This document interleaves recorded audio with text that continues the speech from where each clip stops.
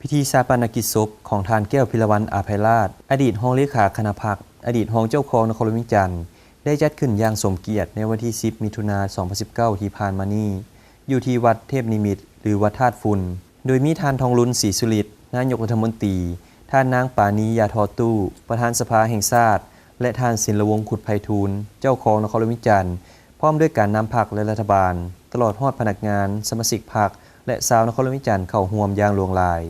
การจากไปของท่านแก้วพิรวรรณอาภัยราชเป็นการสูญเสียการนำที่สำคัญของนครหลวงวิจันทร์ซึ่งตลอดระยะที่สุขภาพของท่านบ่แข็งแรงทั้งการจัดตั้งและครอบครัวก็ได้เอาใจใส่เบิ่งแยงปิ่นปัวอย่างใกล้ชิดแต่ด้วยพยาธิที่หนักหน่วงจึงบ่สามารถกอบกู้เอาชีวิตของท่านขึ้นมาได้และท่านได้จากพวกเขาไปในวันที่ 7 มิถุนายน 2019 รวมอายุได้ 62 ปี การจากไปของท่านแก้วพิรวรรณอาภัยราชเป็นการสูญเสียพนักงานการนำของพรรคและรัฐบาลก็คือการนำขั้นสูงของนครหลวงวิจันทร์ไปอีกคนหนึ่ง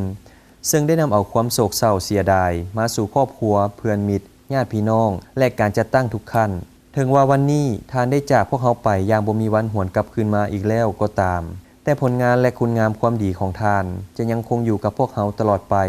ซึ่งพรรคและรัฐบาลและชาวนครหลวงวิจันทร์จะจดจำชื่อเสียงและผลงานของท่านไว้ตลอดไป